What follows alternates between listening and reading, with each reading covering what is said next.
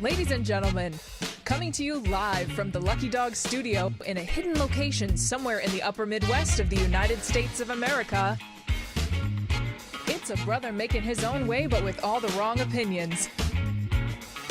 Welcome to the Morning Night Live with your host, the one and only Dawg Knight. Damn it. I forgot to go get a fresh cup of coffee, so I'm down to this last little morsel that's cold. Good morning, everybody. Happy Monday, and welcome to the Morning Night Live. I'm your host, Marty, also known as Dawg Knight on the internet. Welcome back to the Dawg Knight Channel, where they're just going to normalize it. I don't know what to do. It's such a dumb thing. I've been seeing this a lot over the weekend, just when I glance at X, the app formerly known as Twitter. Lots of people talking about how we shouldn't normalize Donald Trump. I don't know. I just don't understand what could be more normalizing than electing him president of the United States with the majority of the votes and certainly the electoral college, which is the only thing that really matters. How do you? I'm pretty sure that he's already normalized. He's going to be the president, and barring any shenanigans that they seem to be trying to doing but are not going to work. I just don't understand it. It just seems like a dumb phrase, but we're seeing it over and over. And now that the Beaker and Leaker here are going to be, or have interviewed him, and I guess they're going to, I don't know what they're going to do. I guess they're going to put it on MSNBC.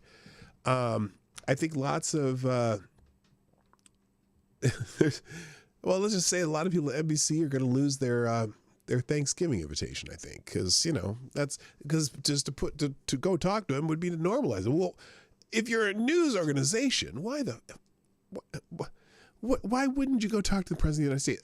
I'll let them make that point, because there's got a lot of stuff. But anyway, today, mostly I have, there's some training stuff, and I have a lot of videos that I've been collecting in my little archive of just certain things. So we're going to spend a lot more time, I think, doing that today. I'm going to try to get through the trending topics as fast as I can. and then we'll just watch some video and make fun of people, because I don't do that enough. Let's just put it that way. I think that might be the most entertaining part of the Morning Night Live, is just watching people make fools of themselves, or sometimes they make themselves look really good. I don't know. We'll be watching some video today. So how about that? Catch me outside.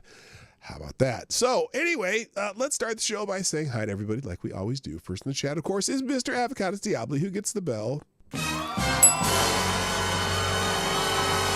Congratulations, sir. Back on your game. Must have had a good night's sleep and weekend resting and all that stuff. So you're here before everybody else. Also, good morning, Kara Soldier. What's up? Mike Savage. Blarg. Also, good morning, JB and Patty O Furniture. Good morning also to Lord Stanhope's in the house, and Mr. X51. Good morning. Also, hello to I think Steph Colonel's in the house. Balin Bobby. Amazing Disgrace is in the house, and a Special Can Acid, our honorary honorable mention, favorite Canadian. I can't remember what I named you. You're my honorable mention favorite Canadian. And also, good morning, Rick Ashbringer. Now, since I'm so early and on time for a rarity, I'm understanding why maybe not everyone's here yet, because this has got to be shocking to some of you that I almost started the show at 9, and not just clicked the button at 9, but actually got here before, got the thing rolling before 9, and it almost started at like 9:02. Is that when I started? I don't know. That's pretty damn good for me. Good morning, Reaction Puerto Rico, you lovely island of tropical breezes. So anyway, glad you are all here. We'll do some fluff stuff first to let more people get here. 90 people, 7 likes. Hit the like button, share the stream. We can move. If you haven't hit the let go, it's your last chance to do that. If you're on X, the app formerly known as Twitter, I see a few of you have already done the let's goes. In fact, we've got one. What happened to it? There it is. Here's the one you got to see. Here's the thank you reaction Puerto Rico. Drop this let's go out there. The kids sliding out on those toy cars. That's one of the electric ones. Well, this kid's out there, drifting in his little Corvette, throwing the let's go fingers up. Also, thanks Sound Noble Nation for tweeting out the show. Reaction Puerto Rico and Mr. X51 also. Here's another one. Now, this one I'm not so sure. What is this GIF or GIF? Is it GIF or GIF? Is it like GIF like peanut butter, Jiffy peanut butter? Or is it GIF like it's your ass in the house? I always say GIF because graphic it's a graphic something, whatever. Oh, this dude set himself on fire. Okay. That's like, what's that from? That's from that, what is it, Ghost Rider or something like that? Is that what it's called? Was it, or something? The guy with Nick Cage on the motorcycle, and then he shows up and sets himself on fire. Anyway, so there you go. Ghost Rider, yeah, that's what I thought. Okay. Oh, thanks. Also, looks like Steph, thank you for retweeting the show. I appreciate it greatly. So, and if you're not familiar, by the way, if you're not familiar, the title here, Beaker and Leaker. I remember I think it was back in 2016, when Trump was running for president, and he had an interview with the Morning Joke people. They kind of fawned over him still because they just thought he was a joke of a candidate and they liked it. But anyway, and I think it might have been Hard Bastard who said that Joe Scarborough looks like Beaker from the Muppets. and so he started calling him Beaker, which is funny.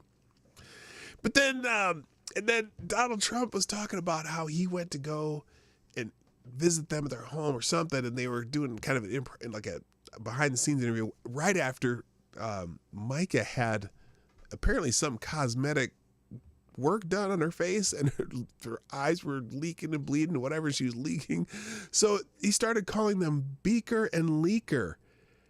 And holy shit, I just oh my gosh, I'm still sick. See, so maybe I'll throw some whiskey in the coffee today. I don't know. But anyway, so he called him Beaker and Leaker, and I was rolling. I just thought that was hilarious. So anyway, it's been a long time since I've even talked about them as Beaker and Leaker. She had her beef curtains removed. Oh, good God.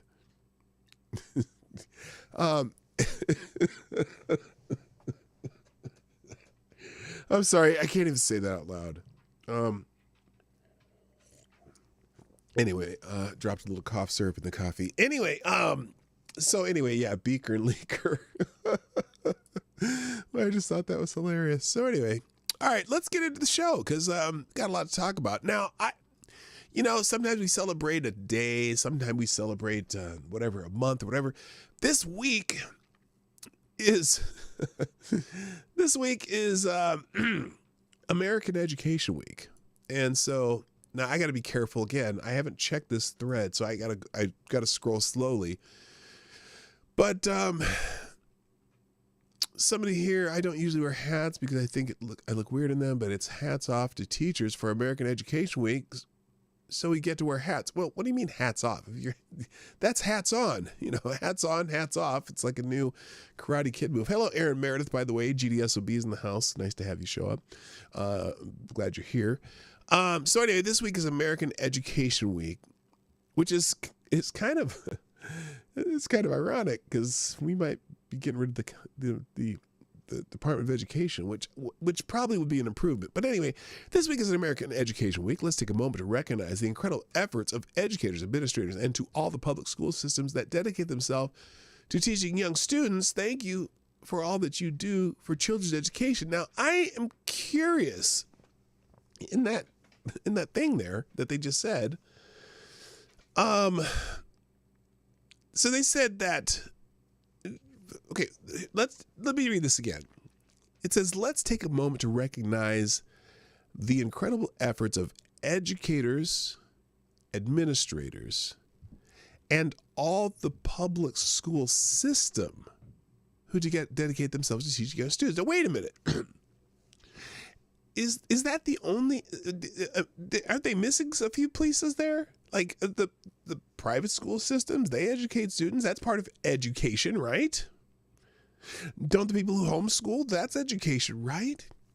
Don't you think that people who do their own self-learning, that's education, right? Why is it just public school systems? I don't understand that at all. Because there's a lot of people who educate people. Good morning, my other favorite Canadian, Unacceptable Views. That doesn't make any sense. And plus, American education in some ways is slipping, but look, there's obviously pockets of great education. I am so happy with the schools that my kids went to.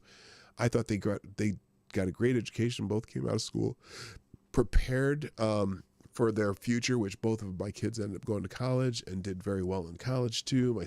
Both my kids are very successful people in their personal lives. And a lot of it is due to some of the education, but you know what else it's due to? Doo-doo. I said doo-doo. You know what else it's due to?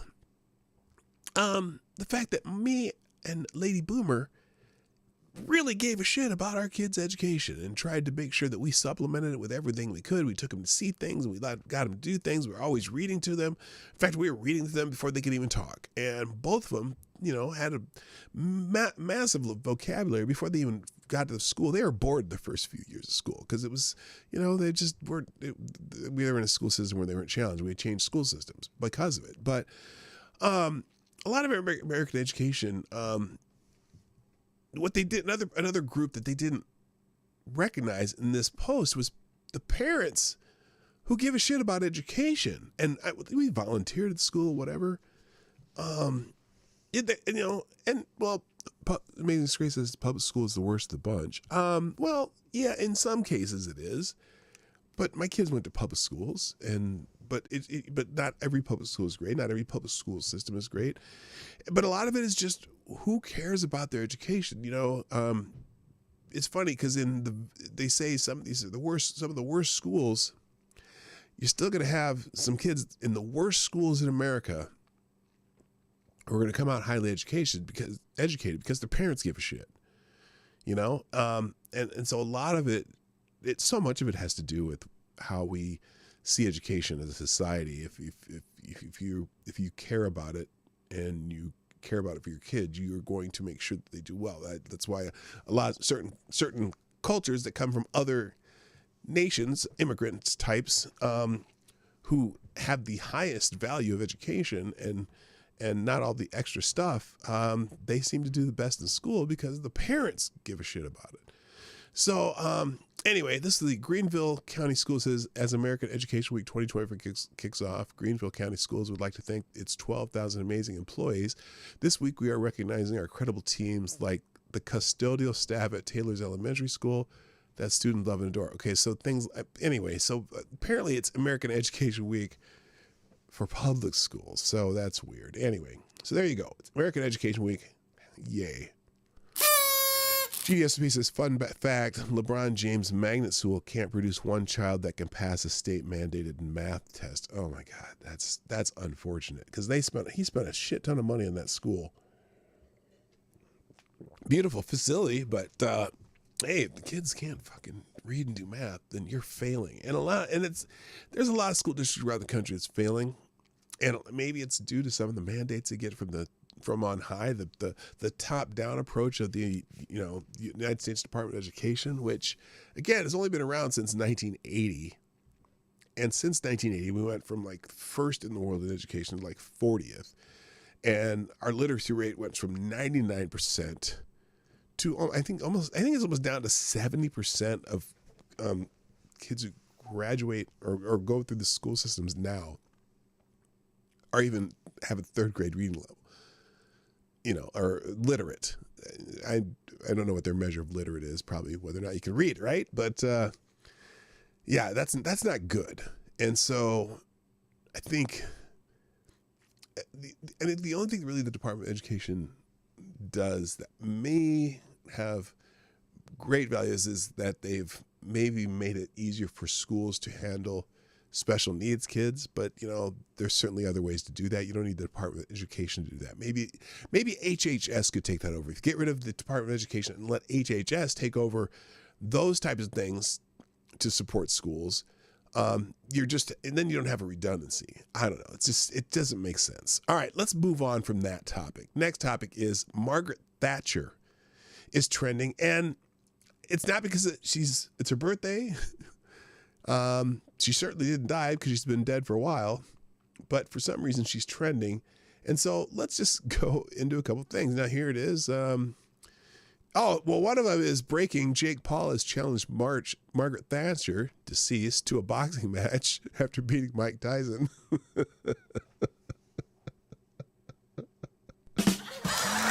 It took a minute. But also some things about Margaret Thatcher that people are talking about. For example, either you believe in capitalism or you believe in socialism. Capitalism, as we know, creates wealth. Socialism, as you know, creates poverty. I don't know if that's an exact quote. Although, here's the one that I wanted to... Where's the one? There was a quote that I saw earlier.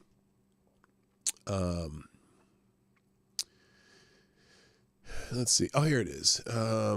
Margaret Thatcher once said, socialists are happy for the poor to be poorer so long as the rich are less rich. Oh, that sounds about right. So anyway, no particular reason she's trending other than people are putting up a bunch of Margaret Thatcher quotes. Maybe it's because we're about to have a new era in the United States, and maybe they think Donald Trump's hair resembles Margaret Thatcher. Hey, you know what else is trending? The bills. And I don't mean like the bills you have monthly, like paying your rent and, car payment and electricity and shit.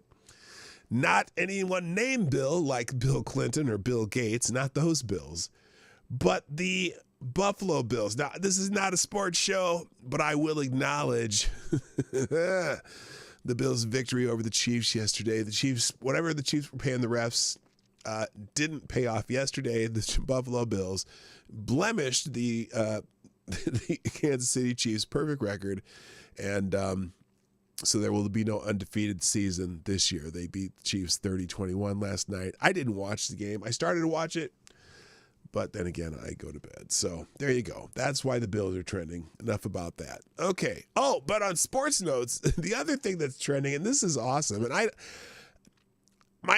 heard a rumor, but I think it's false rumor, that they might ban something in the NFL. And what they might ban, and it's something that's taken the nation by storm, by the way. Something that is taking the nation by storm. I mean by storm. And that would be, let me get it right up here so you can see it. The Trump dance.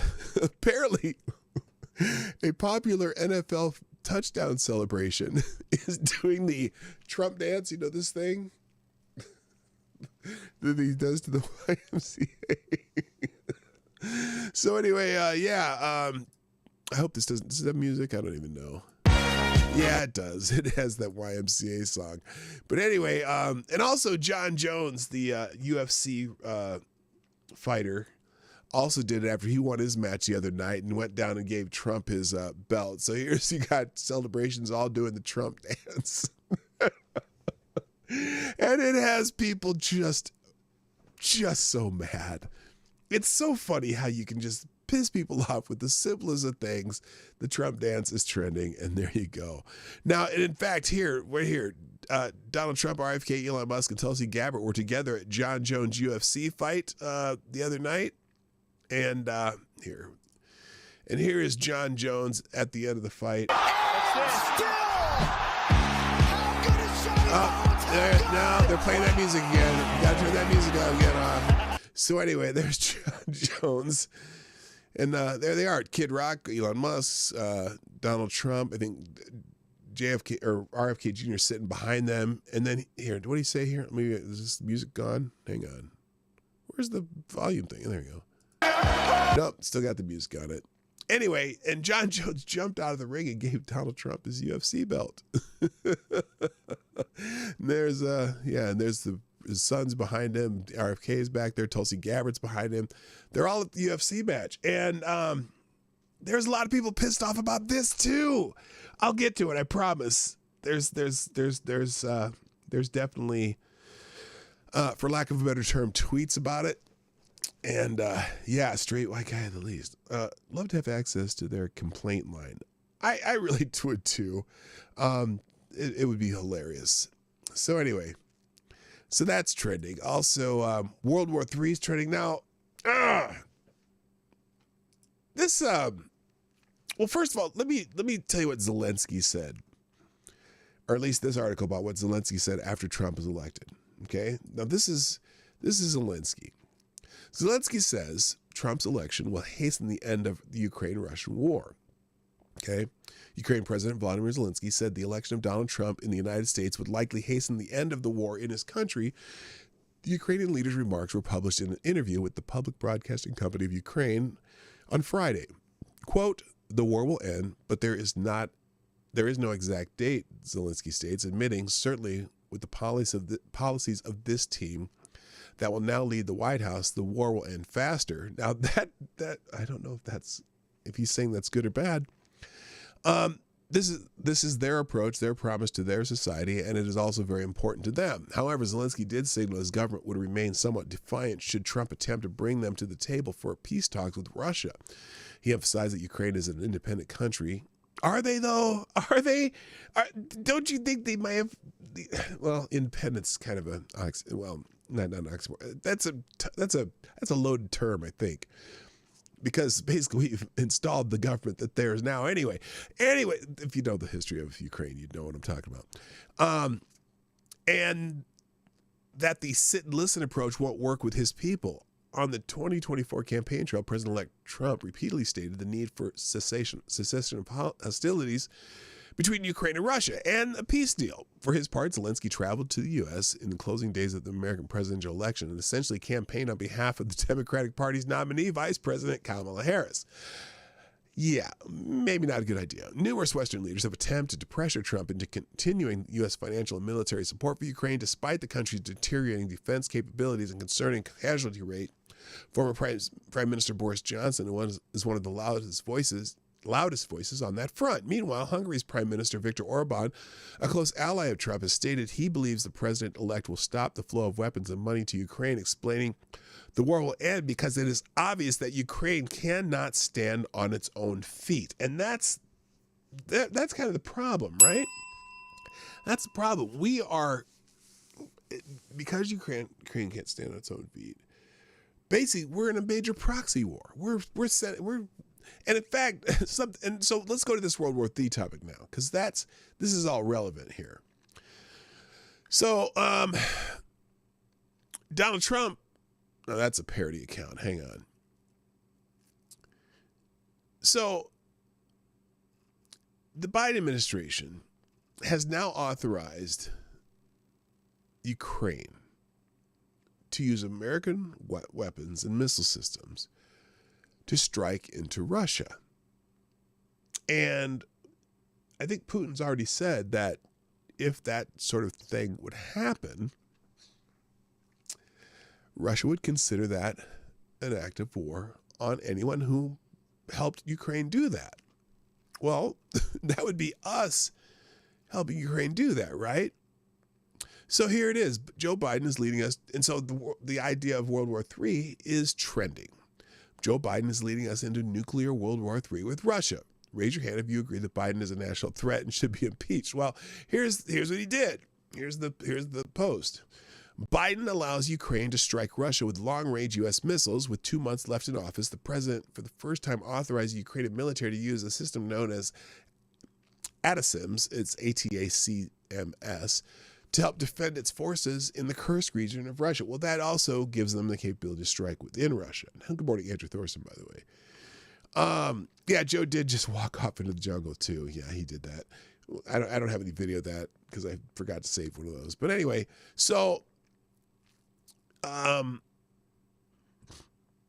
that's kind of wild. So now, Trump news. President Donald Trump's the only man on earth who could stop Vladimir Putin and his nuclear threats. Do you support the opinion that Trump should not wait until January to stop a possible World War III? We can't withstand a World War III. Well, no. If nuclear war is probably the worst thing that can happen. So here it is again. American long-range missile systems being used to attack Russia? As many as 12,000 North Korean troops staged in Russia. When will Congress reclaim its authority to stop this proxy war we are entangled in? Well, I don't know if we're going to. That's the problem. And Biden, let's see. Biden warned deep state would do this before 2025. Biden is a monstrously corrupt, impetuous sociopath who would rather see America get nuked by escalating World War III to stop Trump, who they know is a threat to their business operations. Why won't Congress stop this shit? Well, a lot of Congress is in the pocket of the weapons industry. So, oh, here it is. Here's someone talking about Biden walking off into the forest. So Biden was, hang on. So Biden made this little speech. He's down in Brazil, right? And they're talking about some, the new energy initiatives around the world and how much they're going to strip mine the entire world for enough cobalt and lithium to make batteries for cars, actually maximizing the carbon output for the next, 30 years so they can make some electric vehicles where you have to dispose of the batteries eventually, and they have giant battery landfills that'll poison all the groundwater. But no, I don't know anything about that. Anyway, here's Joe Biden at the end of his little speech or whatever he did down in Brazil, and apparently he wanders off into the rainforest. So here you go. Okay, where's he going? Now he's just wandering. He's wandering off to where? Joe, where the hell are you going? Where the hell's he going? Where is it? Oh, does he get adopted or eaten by a native tribe? I don't know. We brought Peru a train too. Yeah, what? We're just spending money all around the world. We're just spending money all around the world. Let's see. Again, Biden approves Ukraine's use of long-range U.S. weapons inside of Russia, reversing a policy. So yeah, our provocation, and you know what? Are they sabotaging Trump by doing this? Is that what the point is? I don't get it. I don't get what he's trying to do there. What the heck is this lunatic doing? Joe Biden is visiting the Amazon rainforest and leading us into World War III with Russia at the same time. We don't want World War III. No, we don't. And is this his last FU to Trump. I mean, maybe he's like, okay, so Donald Trump forced me to withdraw from Afghanistan, and I kind of fucked that up. So let me see what I can do to fuck up his presidency. It almost seems like that, doesn't it? It's really wild. All right, real quick. Good morning, Tyre. Alexander. The Scourge. I'll just let it play out. And also 1, 2, 3, and non 1, 2, 3. So anyway, and Rick Ashbringer, what's up? Good morning. Okay, so other trending topics. Spirit Airlines, the discount carrier. Well, they have filed Chapter 11 bankruptcy, apparently. Or they're filing Chapter 11 bankruptcy. The Springer Show of the airline world, Spirit Airlines, files for bankruptcy. We will miss the viral fight videos. Yeah, there's some... oh, hey, wait, here we go. Wait, what's this say? Here, let's try this one.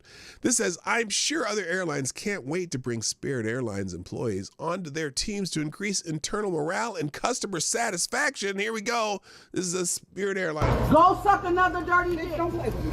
Do not play with me. Oh. Do not play with me, because I'm not the one nor the two.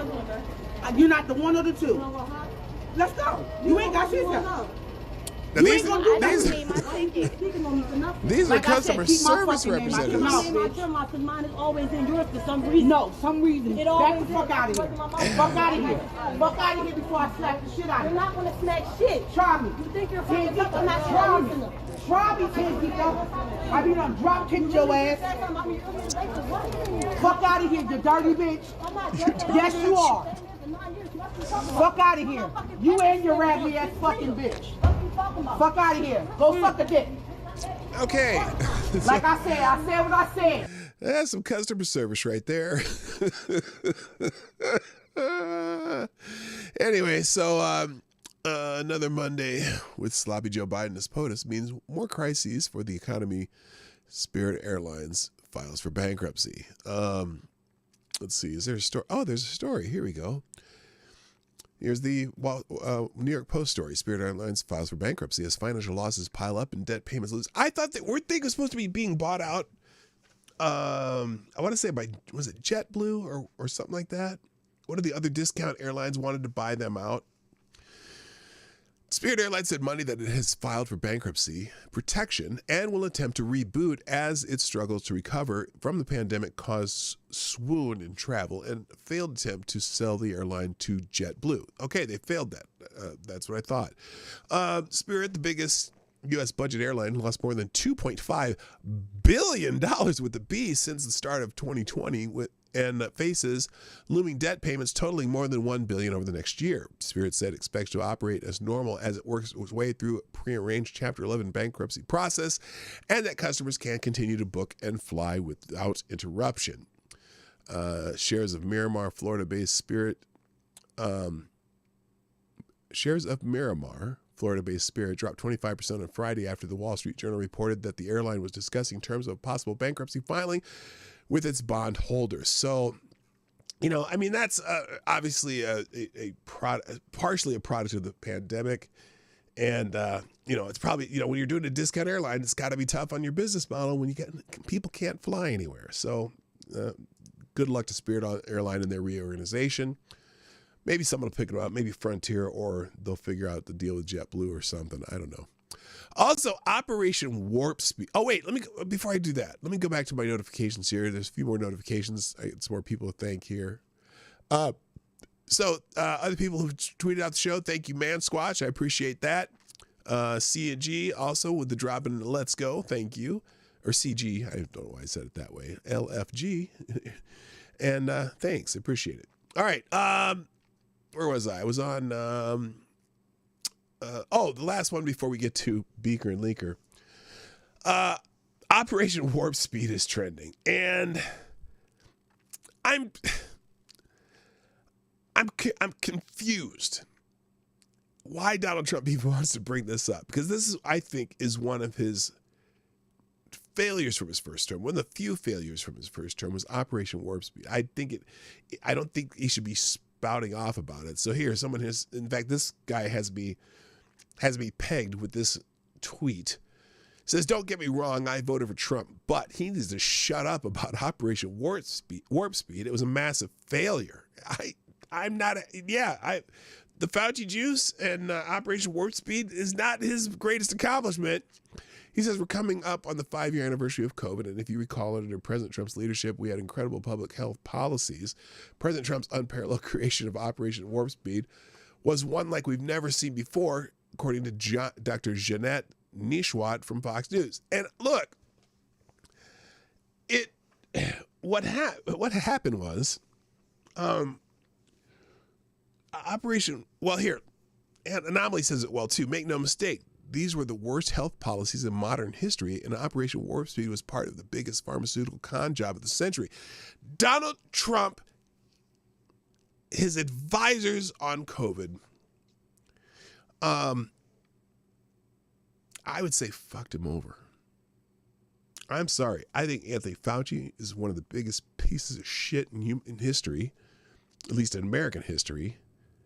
And his advisors were wrong at every turn and lied their way through the entire pandemic, came up with bullshit policies that made no sense, no scientific backing, even though they were, while at the same time they're screaming, trust the science. Well, as we learn, as time goes on, the science was guessing.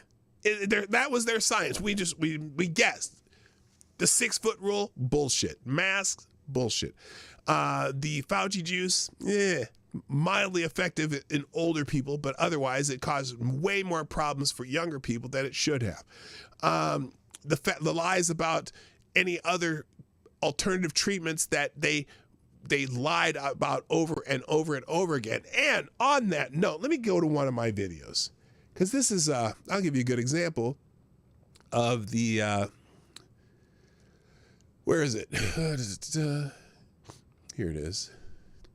Let me here's an example of because this is them bitching about science and complaining about RFK Jr. So it's not necessarily 100% related, but this is a good example of how the media and the scientists lied to you. From saying it. Let me ask you before I let you go. Oh no, this is that Jen Psaki one. Let me find the other one. Here, journalists accusing RFK Jr. of spreading misinformation. And these are the same people who told you to trust the science about everything about the Chinese lung AIDS, whatever it was called, COVID. Thank you. Listen, watch this. From the World Health Organization, the death rate from the coronavirus is rising. 3.4% is higher. Twice as deadly as previous estimates. 3.4%. The state of emergency. Oh, by the way, this is when they were also talking about how you can't listen to Trump. Trump is full of misinformation, blah, blah, blah, blah, blah. This is. Watch. Emergency. Well, I think the 3.4% is really a false number. Based on a lot of conversations with a lot of people that do this, I think the number is way under 1%. So to fact check, the World Health Organization says the coronavirus death rate is 3.4%. President Trump lies that the World Health Organization is wrong. The number is 3.4%. 3.4% is what is being reported around the world. The World Health Organization said so. The death rate. The percentage is 3.4%. And no hunch from the president can change that. Trump lied about the most recent World Health Organization estimate that the global death rate of corona. Now, again, and it's funny because a couple of them already said, oh, he lied. Wait a minute. No, he just said he heard the 3.4%, and based on who he's talked to, he's assuming that it's going to be less than 1%. They're saying he lied that it wasn't. Now, and so obviously you have people like Colbert saying stupid shit, but here we go. Coronavirus is 3.4%. The 3.4% death rate was wrong, and WHO data later updated it to A fraction of 1%. Let's go back into history. Trump has a hunch that the death rate is lower than 1%. I want to know how many of these people afterwards said, Trump was right. Notice there were no disabled people there that I was making fun of. I was making fun of these jagoffs. Way under 1%. Way under 1%. Will someone put a mozzarella stick in his stupid hole? Trump lied to viewers about the mortality rate. Way under 1%. False information. He's spreading disinformation. Disinformation. Misinformation. If you're president of the United States, you have the world's greatest scientists at your disposal. You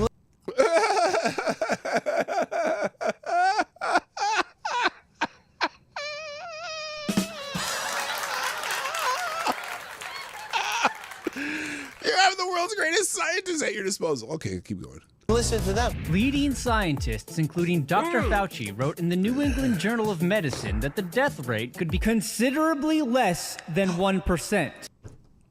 Whoa. Whoa. What? Way under 1%. Considerably less than 1%. Way under 1%. Considerably less than 1%. Way under 1%. Holy moly. I should have said holy shit, but whatever. Why are you going on national television and contradicting experts based on a hunch? His fake hunch with some fake math. Fake The president hunch, somehow fake math. thinks it could be lower than 1% based on nothing. Based on a lot of conversations with a lot of people. What? Based on nothing? No, based on a lot of conversations, probably with his advisor, Dr. Anthony Fauci. To do this. Outright lies, contradicting health officials Outright on fatality lies. rates. It's not a time for Donald Trump to be calling into cable shows. It's a time for the CDC. What is CDC's best estimate of the fatality rate? It's somewhere between 0.5% and 1%. A fraction of 1%. Less than 1%. The president is spreading false information. Information, discarding what the health professionals are saying. Outright bogus information. Science is not based on hunches. This is brutal. And this is pretty much, you take this method of spreading information about Donald Trump, and this is so typical, where all of the talking heads are contradicting something he says for months and months on end, or just, you know, when the bloodbath thing came out, how many of those motherfuckers are saying bloodbath? The very fine people hoax. All these things, they just ad nauseum, all repeating the same talking points. And a few months later, oh, Trump was right. Well, it was still bad. Trump was right. We were wrong. We apologize. No, they just go on to the next thing. A hunch about what he thinks is going on. Instead of trusting information from doctors and scientists, He has a hunch. Hunch. It's not a time for Donald Trump's hunches. It's a time for science. It's a time for doctors. Science! Welcome, Dr. J. Bhattacharya. My hypothesis My hunch. was it likely Hypothesis hunch. Fantastic. Hi, Kevin S. Hello, Andrew Thorsten. Hello, check your logic. Holy shit. It's Old Home Week, brother. What's up? to be less deadly than the World Health Organization. 3.4%. There's no way that was true. Really a false number. This is why I ran the study in April of 2020. And what did you discover? The infection fatality rate was 0.2%. 0.2%. Way under. Whoa, well under. Percent. Trump continues to contradict and downplay all things coronavirus. The president appearing to contradict medical experts on the mortality rate of the virus. Personally, I would say the number is way under 1%. Later on CNN. This is CNN.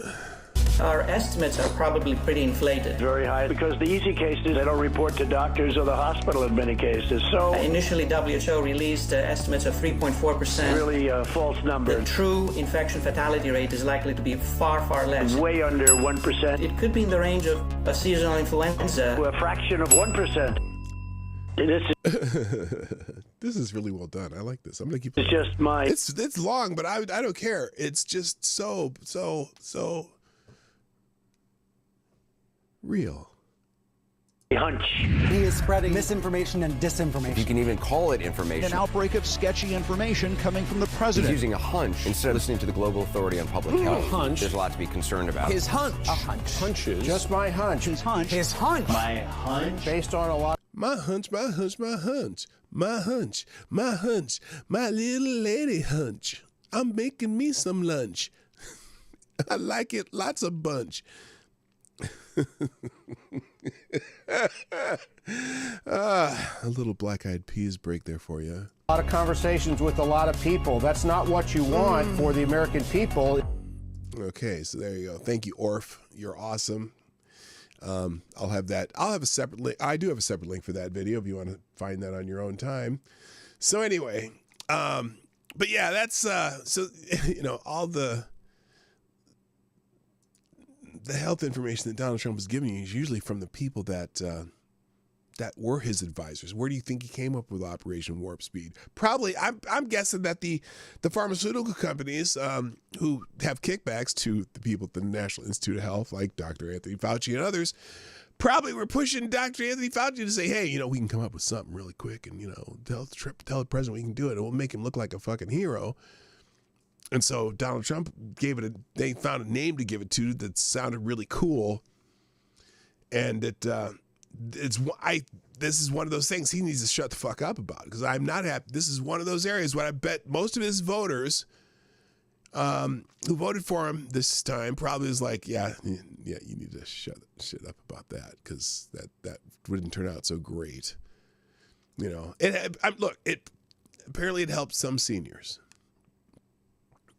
And, you know, but by the time the pandemic happened, there were enough people who had it and survived, probably didn't even know it, right? Because, you know, again, this no one's reporting the mild cases. It's just the severe cases.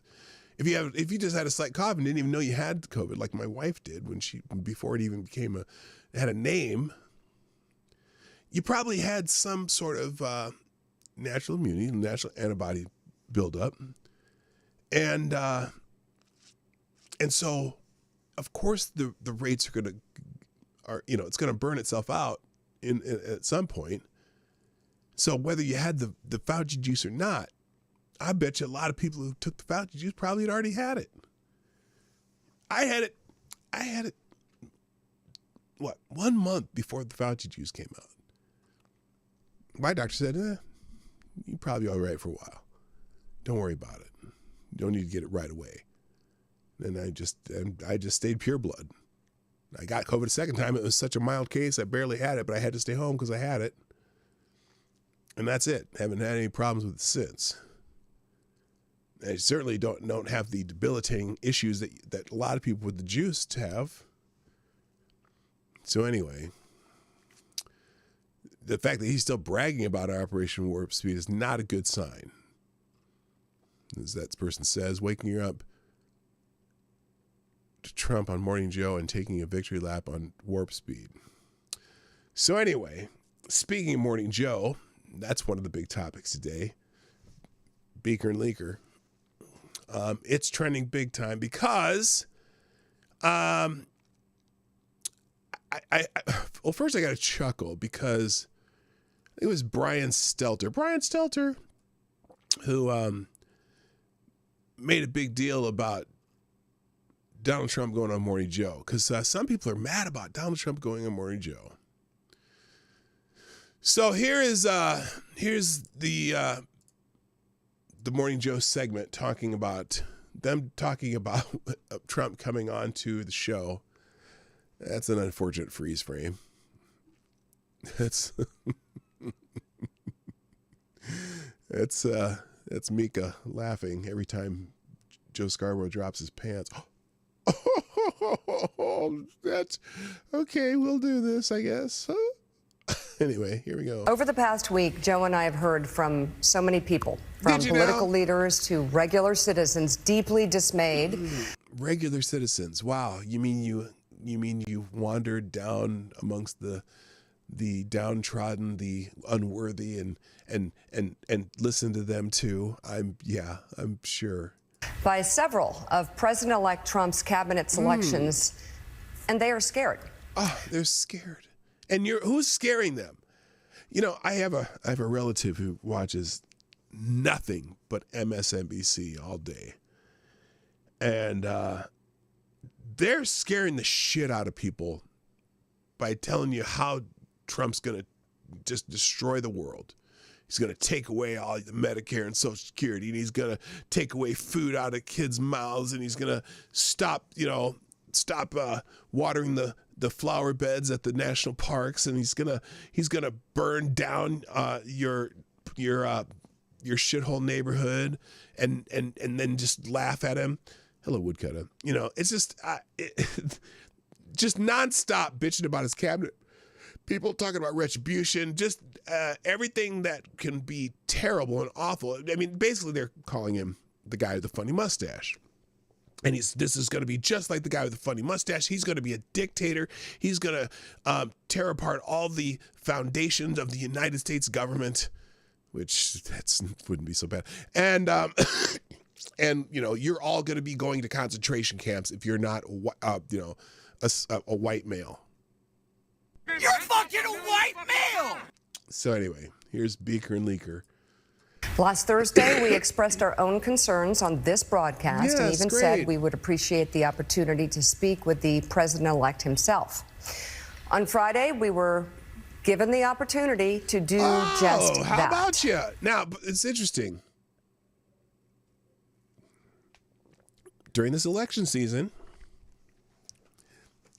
did Trump talk to everyone who wanted to talk to him? Pretty much. He didn't care. He went to the National Association of Black Journalists. He went on did he talk to Charlemagne? I don't know if he talked to Charlemagne. He talked to adversarial interviews and people who support him interviews and everything in between. So it doesn't shock me at all that if they asked him for an interview, he said, sure, why not? He'll talk to anybody. He doesn't care. He doesn't care. It doesn't matter if you're black or white. He doesn't care. He'll go and do it. And so he decided to say, hey, Beaker and Leaker, come on down. Motherfuckers, come on down. Joe and I went to Mar-a-Lago to meet personally. Now, by the way, notice how they're doing this too.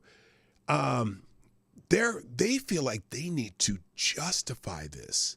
They feel like they have to justify they're going to talk to the incoming president of the United States like they don't want people to think that they're doing something wrong. Listen to how they're like, it's almost like they're begging their viewers to please understand this, because their viewers are insane. That's why.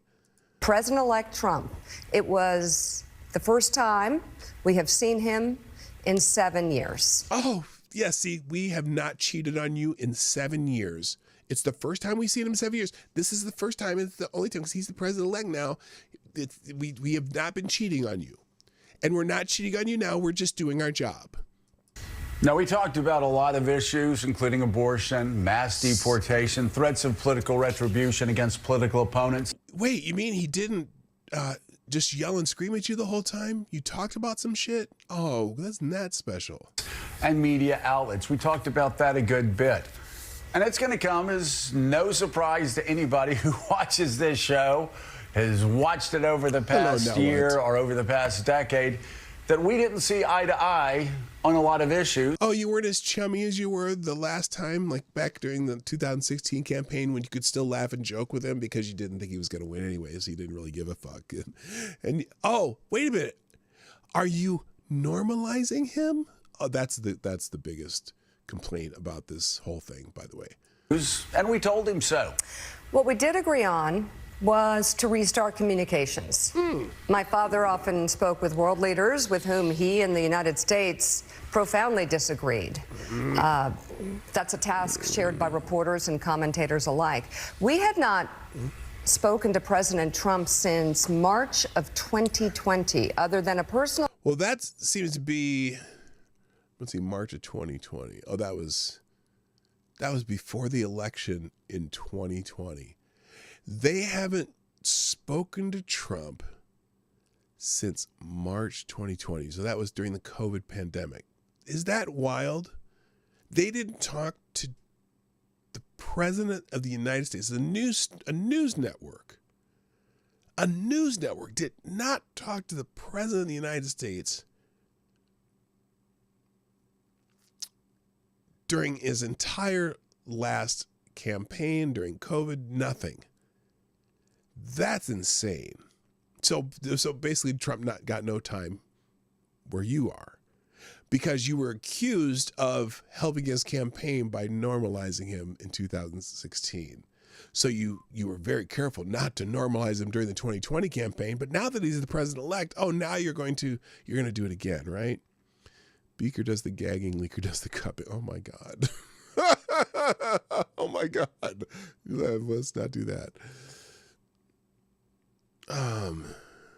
Call Joe made to Trump on the morning after the attempt on his life in Butler, Pennsylvania. In this meeting, President Trump was cheerful, he was upbeat, he seemed interested in finding common ground with Democrats on some of the most divisive issues. And for those asking why we would go speak to the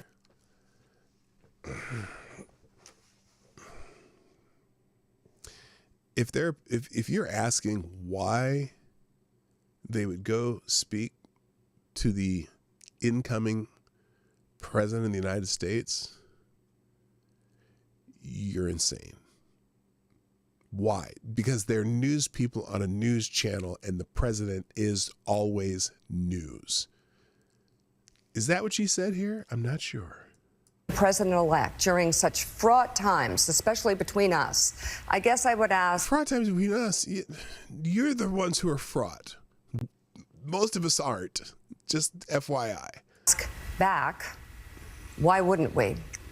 5 years of political warfare has deeply divided Washington and the country. We have been as clear as we know how in expressing our deep concerns about President Trump's actions and words in the coarsening of public debate. But for nearly 80 million Americans, election denialism, public trials, and January 6th were not as important as the issues that moved them to send Donald Trump back to the White House with their vote. You know they're just getting savaged for Joe this. and I realize it's time to do something different. And that starts with not only talking about Donald Trump, but also talking with him.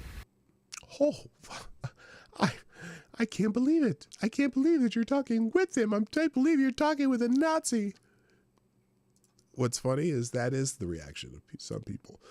I can't believe you're talking to this Nazi. So real quick, I got to give Steph a proper alert for his super chat via Streamlabs. Let me fix this because I forgot to do it this morning.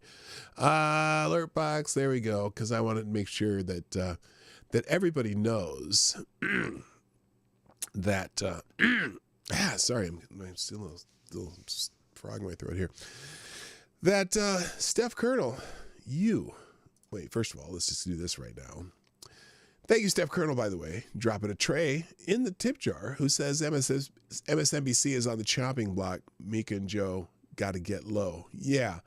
Did that work? Did I not do that? I'm waiting for it. Where's the alert? Let's try it again. There we go. Steph Colonel, you are the new Streamlabs Superstar sponsor of the day. Thank you, Steph. Again, dropping a trace in the tip jar, and appreciate that. So thank you, sir. Yeah, so it's just funny. So I want to show you. So we're going to go into the Morning Joe topic here and just find some people who are just apoplectic about the fact that Joe and Mika would dare go speak to Hitler. Now this is not somebody. Joe and Mika went to see Trump this weekend after 7 years of brainwashing, destroying American discourse. He wants to play nice. After 7 years of brainwashing and destroying American discourse, he wants to play nice. Really? As if the American discourse, or at least the media discourse during Trump, was any good. But anyway, legacy media can't be destroyed fast enough. Good. Hopefully RFK can put the nail in the coffin by getting rid of big pharma funding. Yeah, the big pharma advertising thing, they used to not be able to advertise drugs on TV, and then someone decided that it would be okay if they did. The reason the news is so farm friendly, and I don't mean like the guy in the field with his plow, but farm with a P, is because all of the news shows are almost exclusively sponsored by the pharmaceutical companies. So if the pharmaceutical company is sponsoring your show, are you going to talk shit about them? So anyway, how did Morning Joe host meet with Trump at Mar-a-Lago this weekend? And no one knew about it. Sorry, but I don't believe that Joe and Mika are doing it for any other reason than their ratings suck and they are trying to keep their jobs. That's probably accurate. In fact, the word ratings is trending because of this and a couple other things. Waking up to Trump on Morning Joe and taking a victory lap on Operation Warp Speed. Oh, for fuck's sake. Yeah, that's not good. Joe Walsh. Here's one of these things. Joe Walsh, our favorite lolcow, Trump derangement syndrome ex-Republican who's a dickhead. Now, Trump's greatest legacy is the destruction of truth. Really? His legacy? The media has a far huger volume of track record of destruction of truth. Trust me. He says we lacked imagination in Trump's first term regarding the threat he is and the lawlessness he is capable of. Don't make the same mistake again. If you normalize Trump, he's already beaten. You resist. Joe Walsh, former congressman, not that Joe Walsh, the former congressman from Florida, who's just a constant Trump derangement syndrome, hate fest on X. I mean, his whole account is nothing but talking about Trump. And I don't know, he's married, I understand. He's once put a picture of his wife up. I doubt if his wife even remembers his name right now, because this guy's on X all day long, all night long, constantly tweeting about his hatred for Trump. It's amazing. But Trump's victory. Now this one says Buck Sexton's a Trump ally. Trump's victory is so complete. Morning Joe has fully surrendered. Both hosts went to Mar-a-Lago to kiss the ring. Astonishing. I'm sure they sat there and argued. The fact is, we needed to be allowed to talk about drug safety without being attacked. We used to be allowed. Oh, that's from something else. Now here's this is what I was looking for right here. This is what I was looking for. Keith Olbermann. To political reporters and commentators, liberals and moderates, after this fawning, humiliating, network-destroying surrender, if you go on Morning Joe, you have endorsed and bought into Vichy and MSNBC.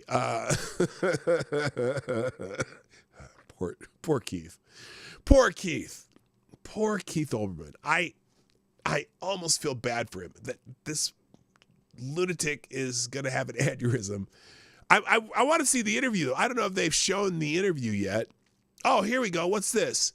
Since we're talking about Morning Joe this morning, here's the original Trump-Mika lowrider mix, folks. The other one everyone else shares is low quality. Okay, I don't even know. Is this something? Okay, I'm going to make that a separate link. I'm not going to play it, but apparently there's a Morning Joe lowrider. You know the song by War, that song? That I always thought that was, for some reason I always thought it was Santana, but that's actually War who did that song. I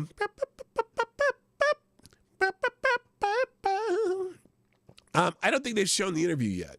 So, here's a then and now though, because remember, Morning Joe is one of these outlets that compared Donald Trump to Hitler. That the news network that is most critical of him should be taken off the air. This is not a reach. I could go back and talk about Nazi Germany, and I do it without any concerns whatsoever. And if people can't start drawing the parallels, well, you're just stupid, or you have your head in the sand, or you're one of them. Over the past week, Joe and I have heard from so many people, from political leaders to regular citizens, deeply dismayed by several of President-elect Trump's cabinet selections, and they are scared. Last Thursday, we expressed our own concerns on this broadcast and even said we would appreciate the opportunity to speak with the president-elect himself. On Friday, it was start communications. I guess they're not going back to it, but anyway, just not even a couple months ago, they were comparing him to Hitler. My father often. So anyway, yeah, I think they've somewhat surrendered. I'm trying to find people critical of him, but yeah, MSNBC Morning Joe. Last month he was Hitler. Last week on the Friday show, they were talking about dangerous talk. Rumors Trump started that the victims' families begged Trump to recant. This week, and they met with him. And then this morning they are begging. Why? Remember when Joe joked about an affair with his intern? The machine always puts people in positions of influence that are compromised. Whatever. So there you go. And then also because of that, Mika was trending. Same thing. People are talking about it. Looks like all the people on the right who kind of dominate things when things start trending have gotten all their stuff pushed to the top. So anyway, the word ratings is trending because of this. And again, just speaking of ratings, CNN suffers worst ratings in 24 years. The struggling news network saw its worst Tuesday audience in over 2 decades, with just 61,000 viewers in its critical demographic of 25 to 54 on November 11th, its smallest audience on a Tuesday since June 27th, 2000. I think they need Trump. And the problem is the people on the left who hate Trump don't want to see Trump and don't want to hear about it. The election has all these people who were optimistic because the media made it sound like Kamala Harris was was tied or whatever, or that looked like Kamala Harris is gonna win. She's gonna win all the swing states. She's gonna turn Texas blue. She's gonna turn Florida blue. The Great Blue Wall, the blue what are they called? Yeah, the blue wall is gonna hold. Yeah, nobody want to watch that shit no more. They got their ass whooped. So let's see. Oh wait, popcorn setting Karen Goldberg straight. She's 100% right. The View always trying to outlie each other. Well, here, this is under the ratings things too. Let's see what this lady has to say about Whoopi. This has nothing to do with Joe and Mika, but let's see what this lady says about Whoopi Goldberg.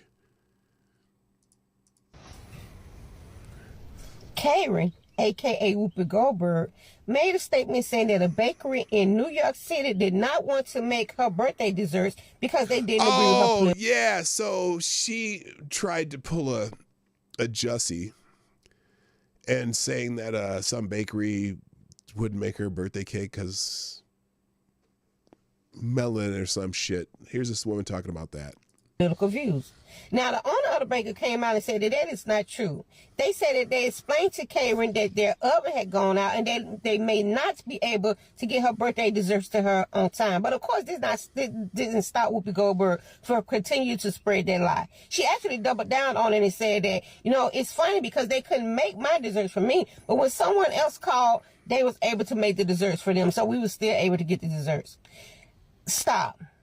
Can we stop? Because one thing I know about conservatives are not going to cut off their money because of nobody's political views, because we don't give a crap.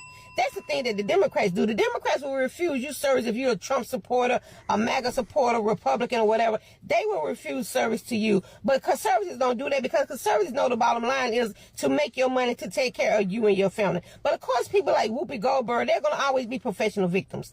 They make their bread and butter on dividing the country. They are vile, evil, disgusting people, and they are racist race baiters who make their money on keeping the country divided. That's their bread and butter. Their bread and butter is to get up there and tell lies and spread hate and spread racism so that they can continue to pad their pockets. And that's what she did. She got up there and told a lie, and I'm so glad that the owner of this baby came out and said, no, Karen is lying. That is not what happened. But until people like us, until we get tired of hearing this bull crap from them, they're going to continue to do it. They're going to continue to be up here spreading lies and racism and being professional victims. Karen is the same woman who came up here and said that, you know, I understand the struggle for the normal person or the average American person because I'm struggling too. I had to take care of my family. This is a millionaire who's being a professional victim, who's trying to identify with somebody like you and I who may be struggling to pay our bills and stuff. But she's so caught up in being a professional victim that she don't even understand the blessings that she have. And until these people start getting sued for spreading these lies and stuff, until there start being a lot of pushback from this BS, it's going to continue. And this is why I hope Karen gets sued, because enough of this is enough. Andrew, this is baking country. And it is what it is. Hey, Steph, stop. No, don't be talking about us boomers now. Remember, I am the last boomer. Don't be talking about us boomers. I'm actually Gen X's older brother, but close enough. I'm technically a boomer, but god damn. I drink out of the hose. My parents said, don't you come back in this house, but you better be back in the house by the time the lights are on. I'd be gone all day. We'd be out in the woods and shit. And anyway, I'm Gen X at heart, but whatever. So anyway, you get the idea that this lady ain't having it.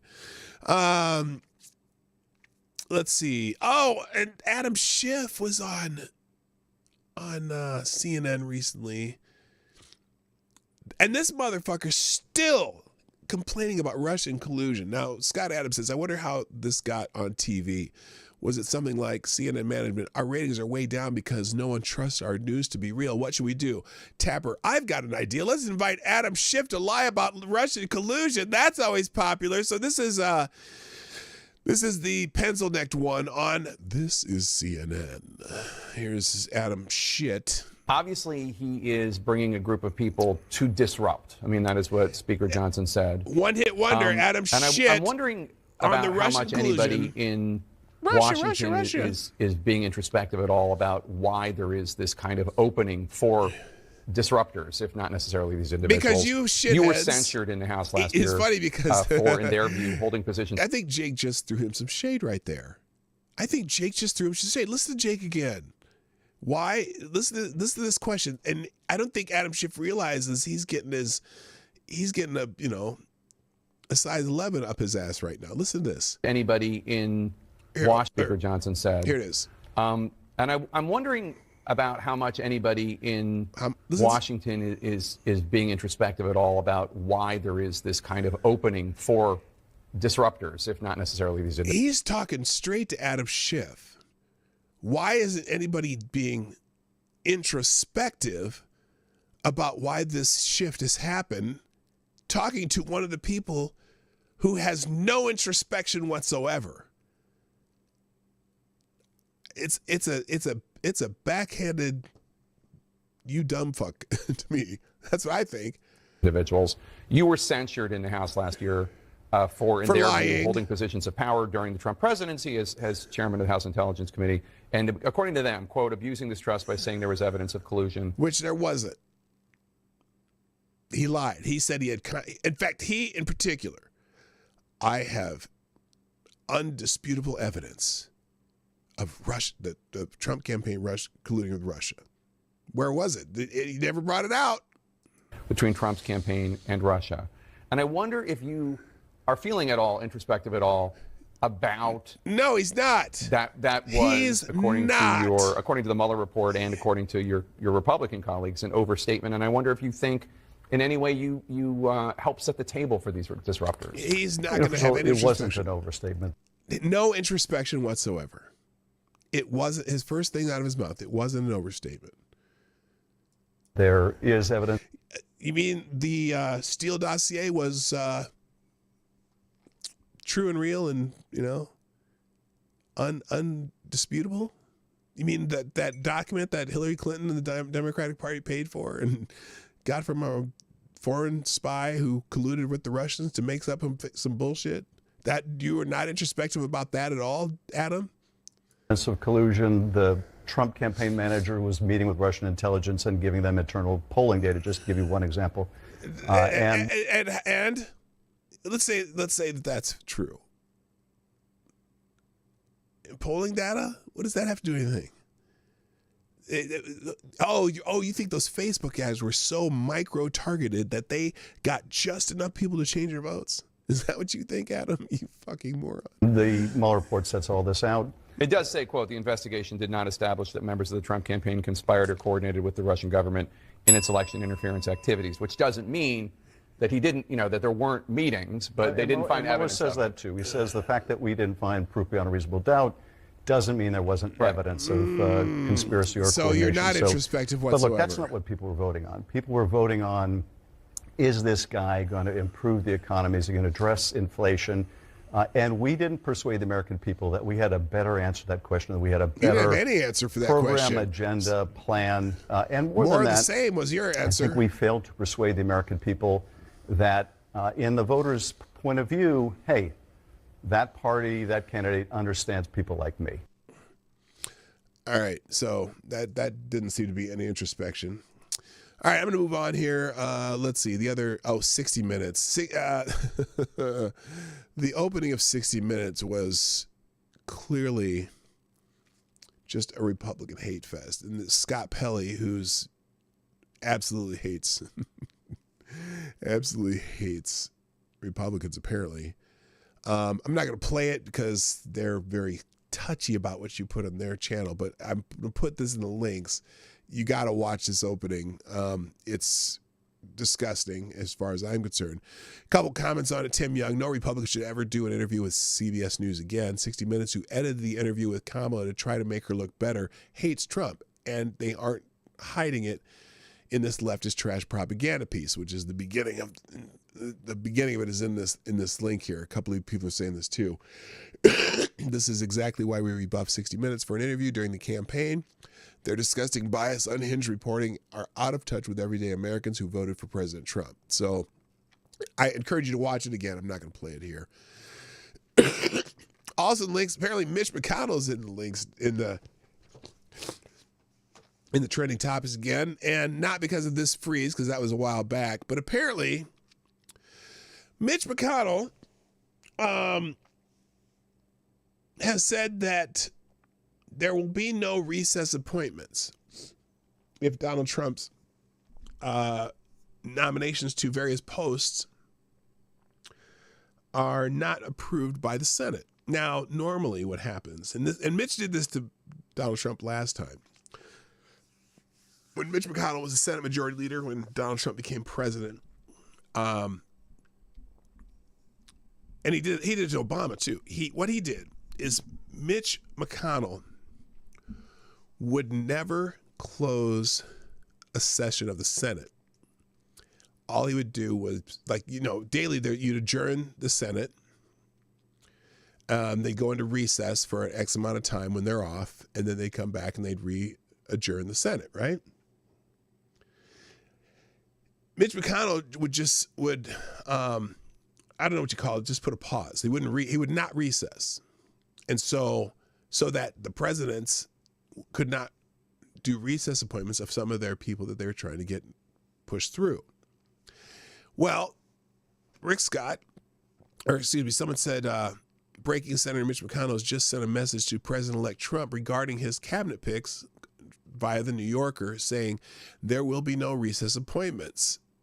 Mitch McConnell is no longer the Senate Majority Leader, so I'm not sure how that's going to work. Mitch McConnell says there will be no recess appointments for Trump, openly attempting to block Trump's cabinet picks. I wonder how much money this old man has laundered and stolen from American people over the years. Guess we should check that. And the other question is whether or not he's going to run again in, I think he's up again in 2024, I believe. Or no, 2026. And he hasn't answered that question. So here it is. Is this it right here? Hang on. This might be the quote right here. Apparently this is when he froze in mid press conference. Okay, this is from a while back.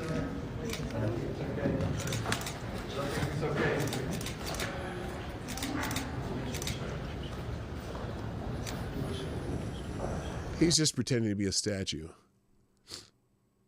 I think people were taking him for granted.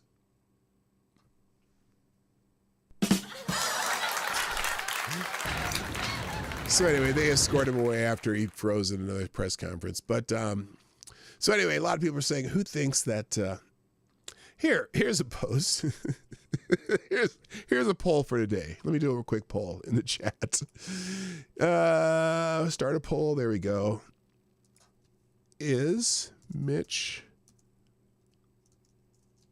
McConnell a piece of shit? There's my poll for today. Hello, Renee Mayette. How you doing? All right, let's move on. Okay, let's just watch some videos now because I got a bunch of them, and we'll just go through a bunch of them as long as I have time.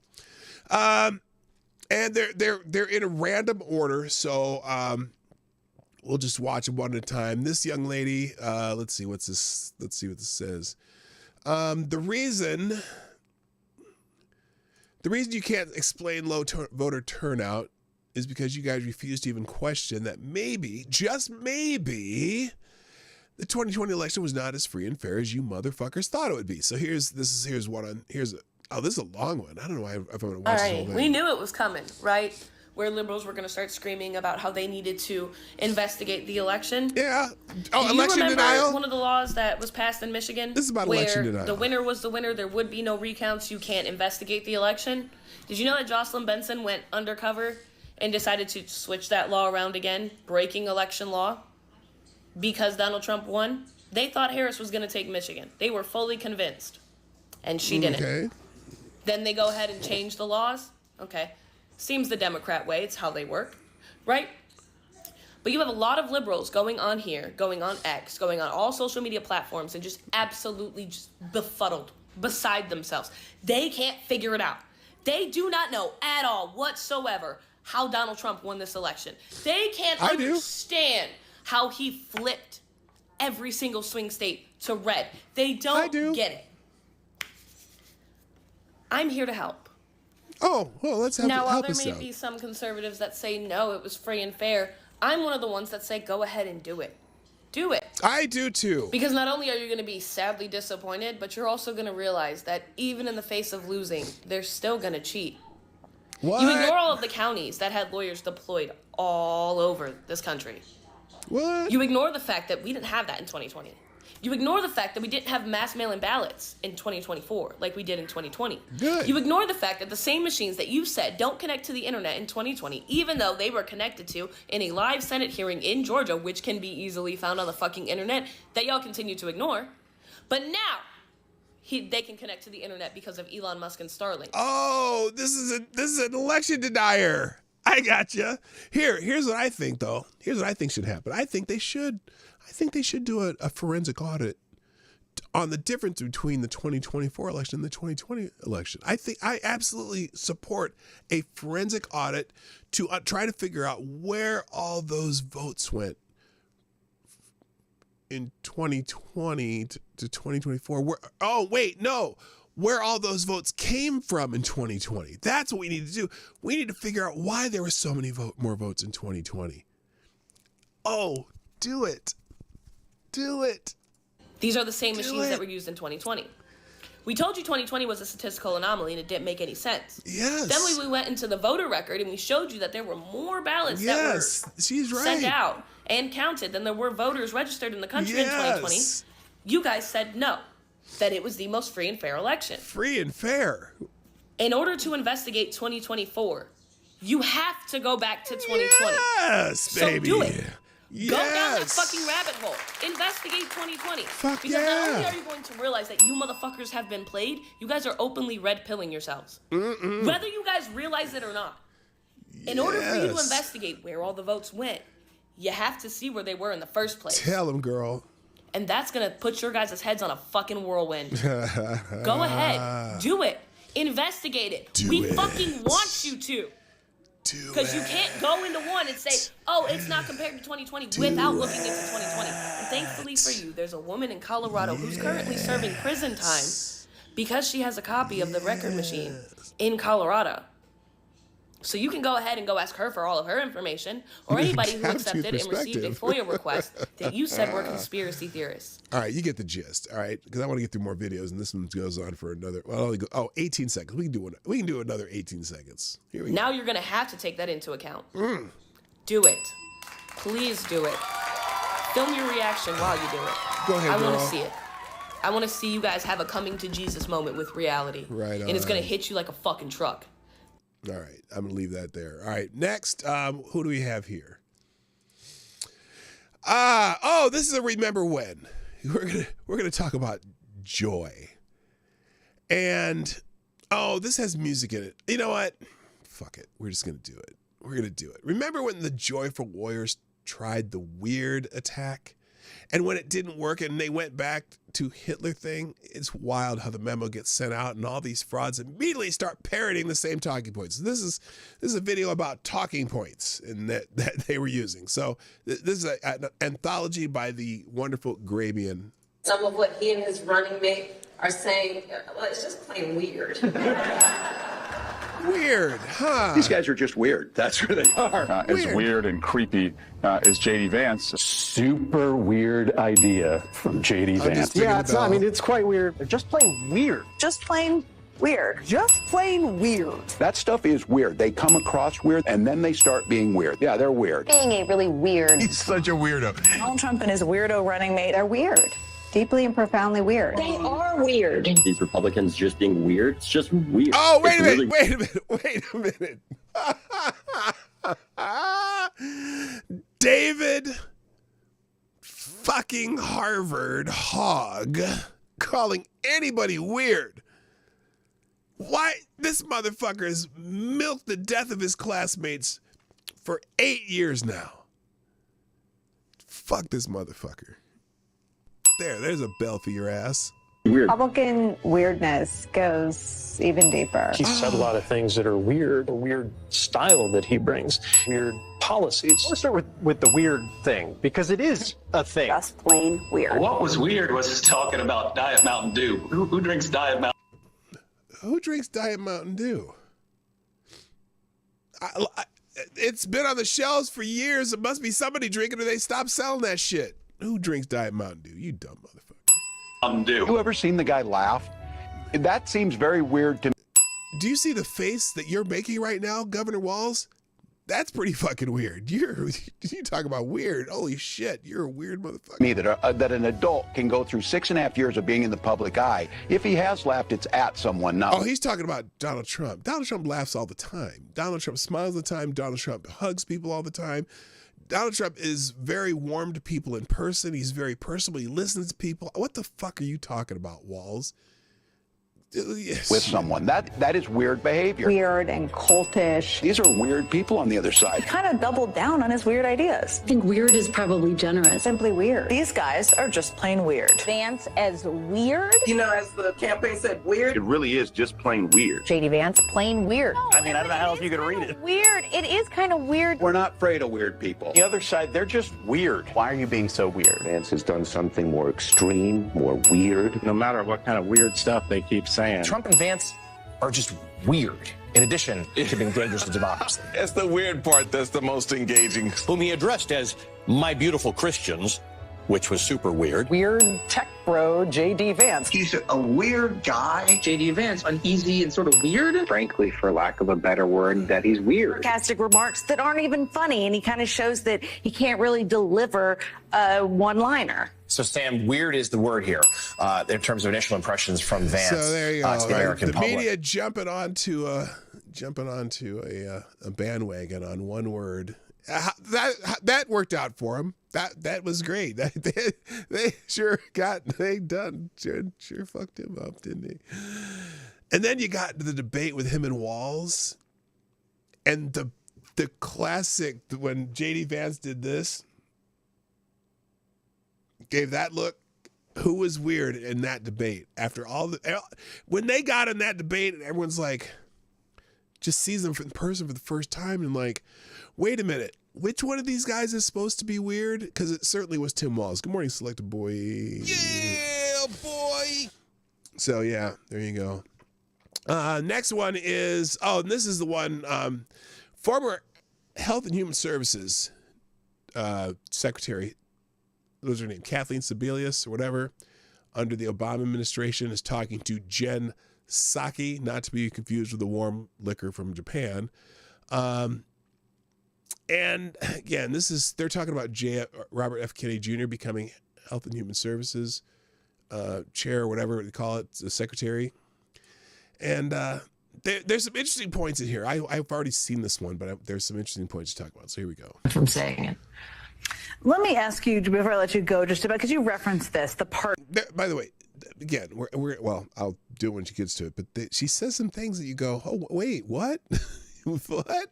Partnership with state and local communities. And we already saw, I referenced this one Florida city that announced plans to remove fluoride from its drinking water. They cited him. He's obviously hasn't even gone through a confirmation process yet. So again, he's not telling them they have to.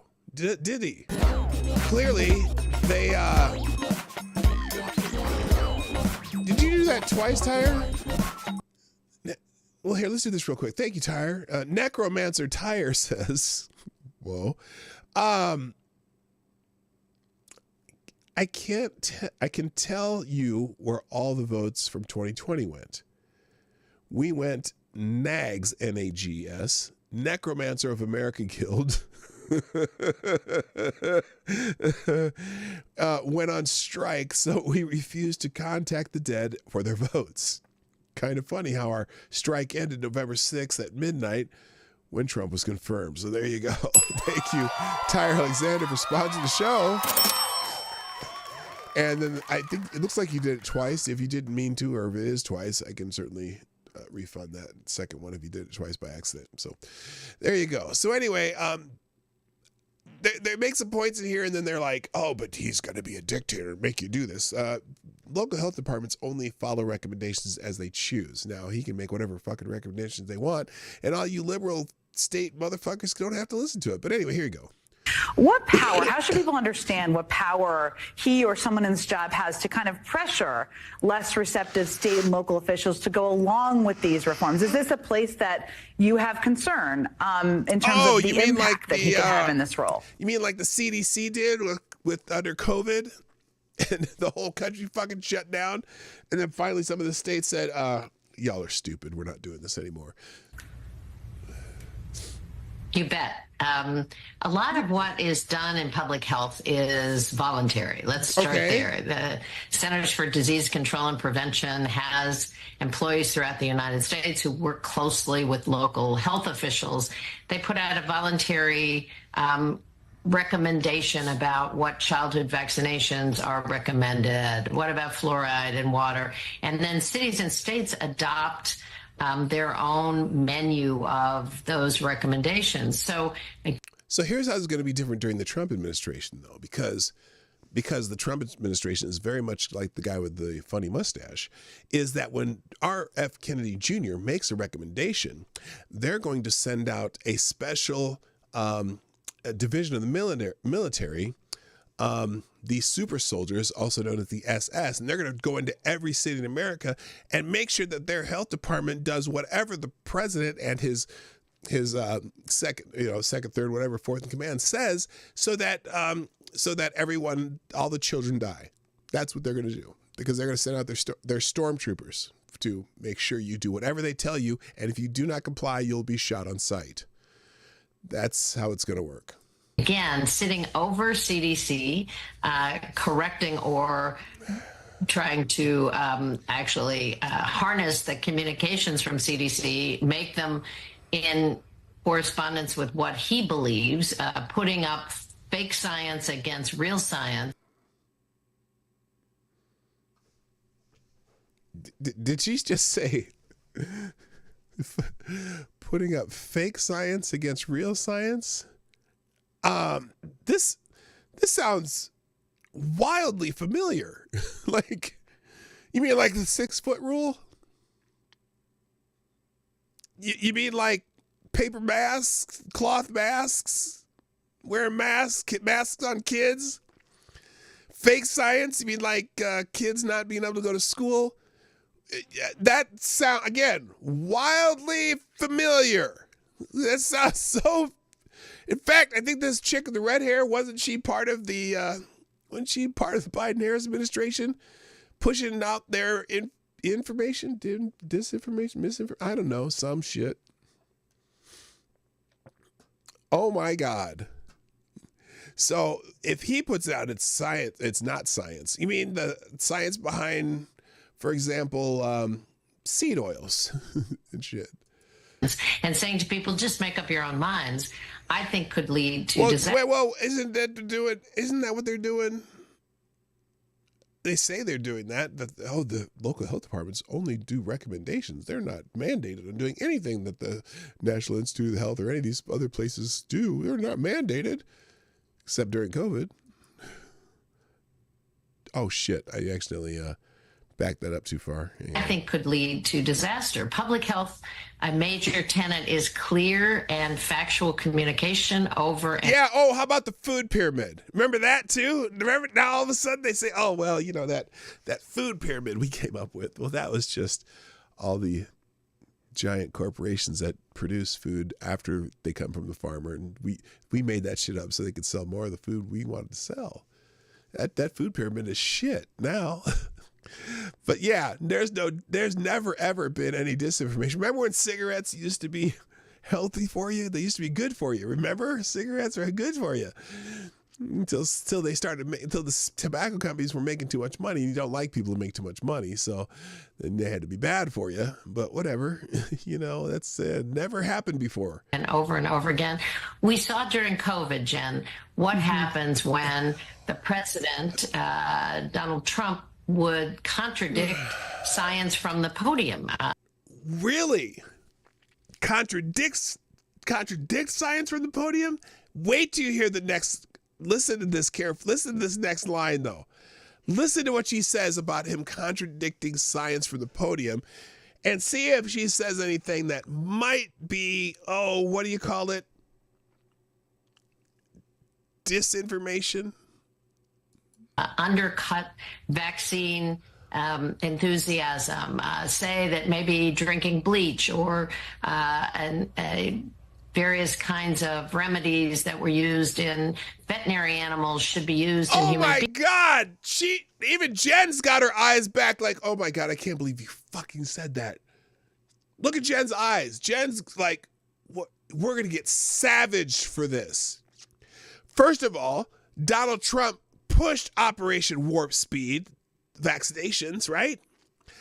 Number two, never fucking said to drink bleach, you dumb lying bitch. And the ivermectin is horse dewormer, veterinary animal products. Jen is looking like, oh my God, we're gonna get killed on this one. Hello, Shrapnel. Hello, Willie. We're gonna get savage for this, which you should. You lying hoe. Beings, none of which was backed up by science, but none of which was recommended by Donald Trump either. And by the way, those science wouldn't allow you to even ask about some of the alternative. You know, the practice of medicine was just suspended during COVID. Doctors around the country were trying different things to see if they could help. And some of the things helped, some of them didn't, but they weren't allowed to do it during COVID. The practice of medicine became we're going to do whatever they tell us in medicine from on high rather than try to make our patients, help our patients as much as we could. And so, holy shit, she's full of shit. Created an atmosphere of mistrust and distrust. So that could be a daily function. And yeah, Jethro, if you get the juice, you won't get sick. Oh, really? It'll stop it in its tracks. MSNBC was one of the biggest purveyor of that nonsense. And that was false. That was misinformation. So, yeah, Miss Sebelius, Secretary Sebelius, it's unbelievable. Unbelievable. Be very serious undercutting public health, the good of all of us, because part of public health is if somebody else is really sick and doesn't take care of themselves, then they are exposed to lots of people, some of whom are vulnerable or cancer survivors or infants and young children who cannot protect. Yeah, enough of her voice. I got to get through a couple more of these before I go. So here we go. Next one is we did the RFK one already. Let's go here. Now this is a while ago, but I don't think I played it. I meant to play it a few days ago. But apparently Jim Acosta is still, you know how Trump says things and then Jim Acosta will say that he lied or it's misinformation. Well, this is one that I'm still laughing about because he actually said this. First, and he's claiming a popular vote victory that did not occur. I mean, I think we heard some of that in the. He's talking about Donald Trump claiming a popular vote victory that did not occur. Apparently Jim Acosta hasn't been privy to the numbers during this election. Beginning of that speech, but it did not occur to the size he said it. He may very well have a popular vote victory when all the by votes 7.1 million. That's not the case. That will not be the case. Yeah. He won, obviously there's still the popular million vote. plus, maybe 2 million votes to count out of California. I would imagine the national popular vote will continue to narrow in margin, though it looks like Donald Trump will indeed have this new victory that he did not have the last time around, that he was elected president, which Jim Acosta getting fact checked in real time by that wasn't too, who was that dude? Is that oh no, that's David Shalin. He looks like the guy who was jerking off at a Zoom meeting, but that's not him. Anyway, moving on.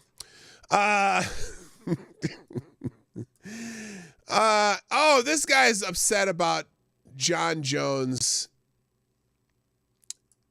He's upset that Donald Trump was at a UFC fight. So this is one of the whiners. Not my friend who's a whiner. That's her name, but not anyway. The normalization of Trump is going to be studied for decades. Just yesterday, the normalization. Oh my God. The normalization of the President of the United States. This is the dumbest shit. Yeah, Tubin. It wasn't Tubin. The normalization of the President of the United States. UFC fight. John Bones Jones won the belt, and he came off the stage and immediately gave it to him. Now, mind you, this is all for the photo op. But as the is it, or did he genuinely just said, "Hey, you know what? I like my man Trump, and here you go." It was just a genuine moment of joy, and you wanted to share it with Trump, who he's happy he's going to be the next president. Has done, and billionaires who bought social media companies to continue to push out right-wing propaganda has done. You're on the social media's right-wing propaganda. Where are you posting this, dumbass? You're posting this on X, the app formerly known as Twitter. Your left-wing propaganda's on here. This is all about sane washing Trump and making him look like a normal human being. Because when they start putting... As opposed to what? As opposed to what? And this thing, Trump allies were told to stop saying they'll put migrants in camp. They never said they were going to put migrants in camps. You dumb motherfuckers. It's unbelievable. Putting immigrants in concentration camps and mass deportations start creating the separation of families. And millions of you all start losing your health insurance because you're a part of the affordable. So this is these are the typical accounts that are telling you how Donald Trump is going to try to ruin your life. And if he's going to try to ruin your life, then we need to stop him. What does that mean? How would you stop him? Affordable Care Act, and he wants to repeal it. He closes the Department of Education, leaving teachers without jobs and kids without places to go to school. How would closing the Department of Education leave teachers without jobs and kids with places to go to school? This motherfucker doesn't even know what the Department of Education does. There were plenty of schools and plenty of teachers before there ever was a Department of Education. The Department of Education is only 24 or 44 years old. It started in 1980. And the schools were better and more successful before there was a Department of Education. Why would it leave teachers without jobs and kids without schools by closing the Department of Education? The Department of Education of the United States of America does not employ a single teacher in this country. Local school boards do. What an idiot. And segregated schools. And when his and segregated schools? Oh, you mean the ones that they're starting to build now because some of you motherfuckers like, well, we need to have black kids with people like their own. We have to have all black dorms in a college. We have to have a separate black graduation ceremony for black and people of color. His tariff plan tanks the economy and makes our economy the worst since. How do you know? He hasn't done any tariffs yet. And maybe that tariffs talk is a negotiating tool with some other countries. Because that's how Trump rolls. He talks in big picture things, and then he goes out and negotiates shit for us. You're a dummy. You're a dummy. Since the Great Depression, even when he promises to militarize the police, reincarcerate thousands, and expand the death penalty. They just want the same guy who let people out of jail is going to go and reincarcerate them now? Why? What? What are you talking about? Oh, you mean the legal alien criminals that they keep letting out and then they do something worse the next time? Is that who you're talking about? What are you talking about? Ammunition to say, nah, he's not that guy. He was at the UFC fight. I mean, he got the belt.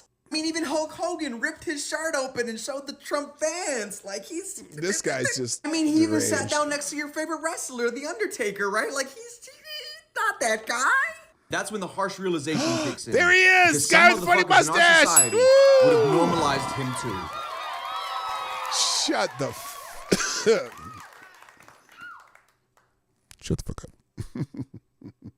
Next, let's see. This is... I'm going to skip this one. And apparently, the La Leche League, it's a breastfeeding organization, teaches, like, they have these chapters all over the world where they help women learn how to breastfeed, because it's not as easy as everyone thinks, and some people just don't know how to do it. So they have these, people help. They're, it's not unusual that women help women to learn how to do shit, right? Well, apparently, one of the founders of the Leche League resigned in disgust because her once beloved organization is now dominated by trans feminists. Actually, I will play this one. This is crazy. So this poor lady, Marion Thompson, who, she says she's 94-year-old, she's one of the founders of the world's oldest breastfeeding support charity, and she's resigned because of this, because of men entering into this breastfeeding support charity. Now, the reason is because some of these men who say that they're trans women are taking synthetic hormones and medications so that they lactate from their chest. But the right? goo that comes all very out bizarre. is not milk.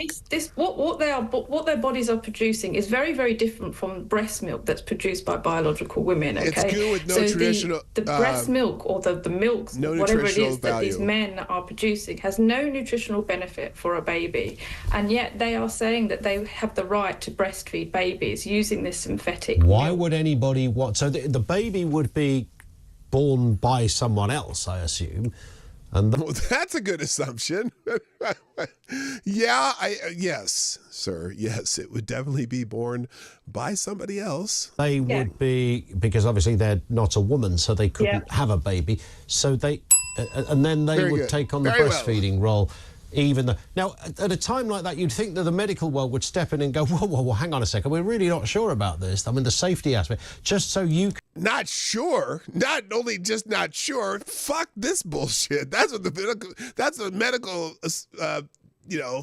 community should be saying. They should be, fuck this shit. Look, you can pretend on everything else, but this is going to kill your kids. This is going to be killing kids. That's probably not even yours. You can have a bit of an experience with a false boob and some pretend milk.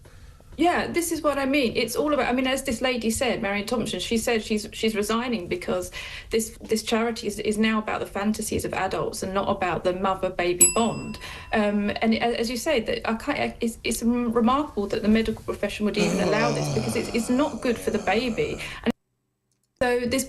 But I'm sure that there are people out there that saying, well, you have to, these are women and they have to be able to do what they do and blah, blah, blah, blah, blah. Fuck that shit.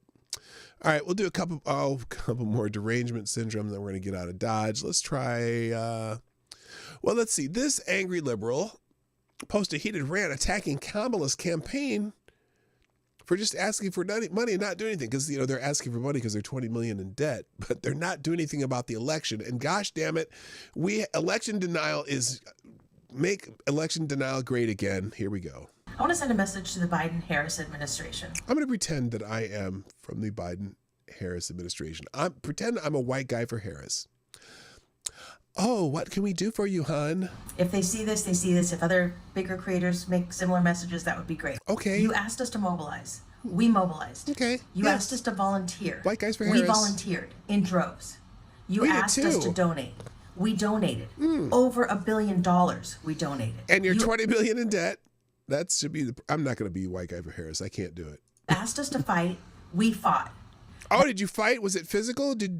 Was that some violence, some shit? What are you talking about, fight? You can't use that word fight. Fight. If someone says fight, that's bad. That's fighting words. And then you're be accused of fomenting violence. Just saying. Now stop asking us to send more money, and the fight begins now when you know damn well the fight is now in your hands, not ours. Oh my God, Avocados Diablo, is she hiding the black eyes her husband gave her for being an idiot?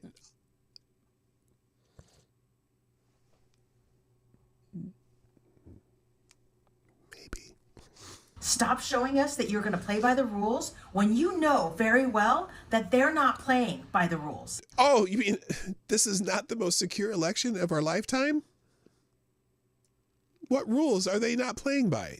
We got the most votes in the states, in each of those states, and then they got the most electors because they got the most votes in each of those states. What rules are we missing there? The rules have changed. Have they? You need to take action What? now. If you voluntarily turn this country over to the autocratic dictator, The one that won the election, and his clown show of an administration that he's been assembling, if you let democracy fall in this country. Democracy, wait a minute. By any measure of democracy, he won. It's like you are arguing for democracy by saying disregard democracy. Is that what you're saying? If you let millions of people die, and you know millions of people will die. Why? Millions of people die every year, but not because of the administration. what are you talking about? If you let millions of people die, if you don't get rid of Donald Trump, millions of people will die because of Donald Trump. Bitch, please. That administration, then your legacy and the one thing you will be remembered for in history is allowing democracy to fall in the United States. You're going to be the cause of it. This is the kind of shit that's going to be the cause of it. You say democracy's going to fall because you're pushing for democracy to fall right now. That's what you're asking for. You're asking for them to disregard the election because the person who won, you don't want in that office. By pretending that, oh my God, he's going to destroy democracy, when you're asking for the destruction of democracy. And I mean democratic elections. I know it's not a democracy, it's a representative republic, a democratically elected representative republic. But you're asking to destroy democracy to save democracy. Basically, that's what you're asking for. The way we do our elections. That's what you're asking for. This is how dumb this is. Biden-Harris administration will be known throughout history as the one that lost. They lost. Administration that let this country turn into an autocratic dictatorship, and you know we'll never get it back. What are you talking about? The options are dictatorship or civil war. We choose civil war. I choose civil war. Oh, you choose violence. Stop playing by the rules and do something. Fascinating. So you want an insurrection. Sounds like it. Sounds like she wants an insurrection. All right, last one for today because I got to go. Let's see. It would be this one. No, that's a good one, but I'm not going to do that one. Let's go. We did Morning Joe. There's Brian Stelter says, Joe and Mika went to Mar-a-Lago to talk with Trump over the weekend. First face-to-face meeting in 7 years. We didn't see eye to eye on a lot of issues, and we told him, Joe NBC said, we did agree on what was the restart communication, blah, blah, blah, blah, blah. Fuck. Jim Treacher laughing because they had to go bend the knee.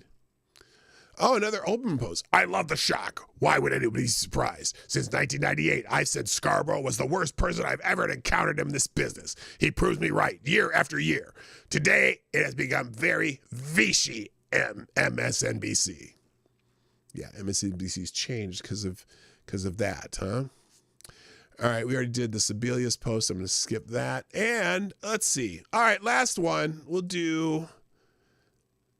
Let's see, which one should we do last?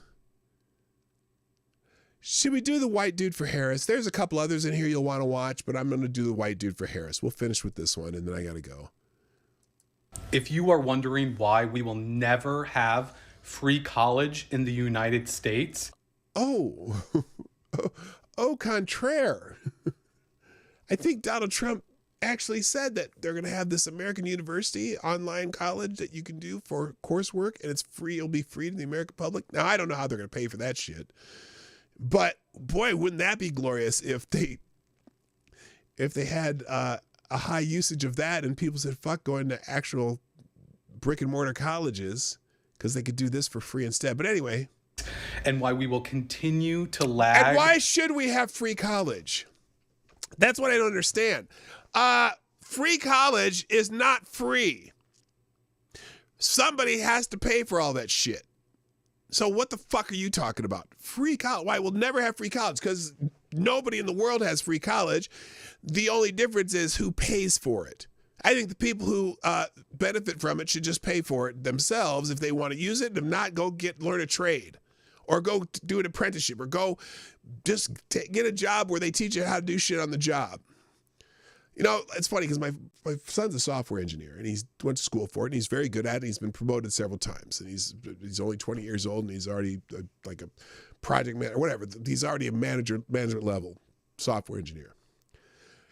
But he laughed because when he first started in the job he's in, he said there are guys there that didn't even go to college. They learned coding by themselves from a book and then came and got a job. That it wasn't, I mean, he appreciated what he learned in college, learned a lot of stuff about management and things like that. But the job that he does at the time, it's like, yeah, there's guys who have a high school diploma and they learn coding on their own. And, or they were in another career and learned coding while they were in another career and never went to school for this. So, a college degree isn't necessarily the be all end all. But anyway. Behind other countries in reading and writing. Oh, whoa, wait a minute. That's the reason I wanted to see this one. This guy's going to talk. Remember, listen to him carefully because I'll tell you the answer. Behind other countries in reading and writing, it's because the only voter base that is still voting Republican is non-college educated whites. Now, isn't this interesting? And that's false because we saw the change in the demographics. I have a video on this channel about the change in demographics in voting that have shifted dramatically since, say, Romney, for example. By the way, the end of the poll is here. 93% said Mitch McConnell is a piece of shit. That is the correct answer. For anyone else who said no, you are wrong. It is amazing that this dummy doesn't realize that the Democratic left, whatever, it's redundant, but yes, have overwhelming control of the education system in the United States. It has nothing, Republicans have nothing to do with why the education system sucks. It's so self-unaware. If non-college educated whites didn't vote in this election, Kamala Harris would have won in a landslide.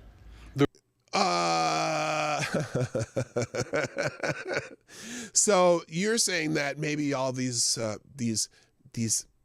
dirty blue collar workers shouldn't vote then, right? Maybe the guys who work for a living knew something. You're just, this is some elitist bullshit. And if you don't like how the education system is in America, guess what? You all control it by leaps and bounds. Unbelievable. The reason that there will never be free college is because oh, by the way, and colleges are indoctrination centers. And even when I was in school back in the 80s, every professor pushed liberal bullshit at you. So if they're telling you, pushing you liberal bullshit, you're probably going to vote for them. You're probably going to vote for them. And look, it's so funny because Hispanics and black people are moving away from you dumb motherfuckers, even though you think you're the smartest people in the room. You elitist pricks think you are the be-all, end-all. And I'm telling you, I'm here to tell you, I am here to tell you. I'm here to tell you. I was gonna say we don't care.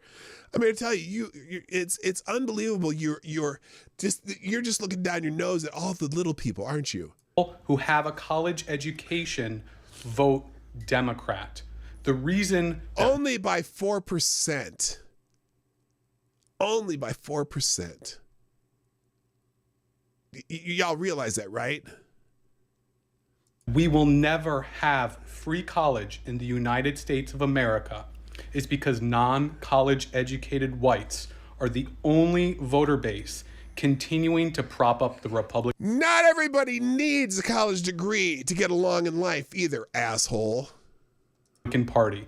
And the only way the Republican Party can stay in power is by making sure that as few white people get a college education as possible. You should be fucking embarrassed. Holy shit. Anyway, so that's it. There's a couple others in the links today. I'm going to pop those and let me get rid of this thing. A couple things here first, and I'll drop the links into the chat. And that's it for today, guys. What is this? Oh, that's that. And that's notifications. There we go. All right. All the videos are in separate links. And then I have the topics that we went through today in links also. Let me drop those in the chat. Here we go. 3, 2, 1. There we go. So that's it. Everybody, here are the links. There you go. All right, there's the links for today. I got to go. Thanks for joining me on the Morning Night Live, Monday through Friday, 10 o'clock Eastern. Thanks to our sponsors today. You are incredible. I appreciate you. And share the stream. Even though we're done, share the stream and make sure you hit the like button on the way out the door. I got to go. My name is P. Dawg Knight, and I'm out of here. Have a great freaking day. Bye. Hey, this is P-Dawg Knight, and thanks for watching today on the P-Dawg Knight channel. If you have an observation or remark you'd like to make about this video or my channel, I absolutely welcome you to write it in the comment section down below. I really look forward to hearing from you. And before you go, if you like what you saw but you're not already subscribed, please make sure you hit the subscribe button and definitely click that bell that pops up afterwards so you'll be notified when I post new videos or when we go live. I broadcast my live show, The Morning Night Live, Monday through Friday at 10 o'clock Eastern, 9 o'clock Central. A special thank you to all the supporters of this channel who share our videos on social media and who make donations through Streamlabs, YouTube, Venmo, and Cash App, which are all linked in the description down below. Thanks again, and until next time, I'm P. Dawg Knight, and I'm out of here.